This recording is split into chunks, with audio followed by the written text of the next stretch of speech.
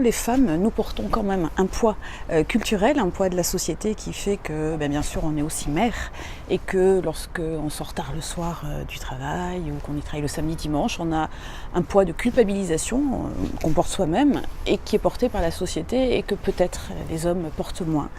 Et donc je dirais que probablement les femmes s'autocensurent toutes seules de prendre un certain nombre de responsabilités et vont se mettre plutôt en arrière parce qu'elles ont aussi la priorité d'élever des enfants. Et ce que je devrais rajouter, c'est qu'en termes de management, moi ce qui m'a fait beaucoup progresser, la première fois que j'ai été obligée de m'arrêter pour m'occuper de mes grossesses et pour accoucher, ça a été très compliqué pour moi que de travailler sur la délégation de gestion. C'est la première fois de ma vie qu'il a fallu que j'organise mon travail sans que je sois indispensable surtout.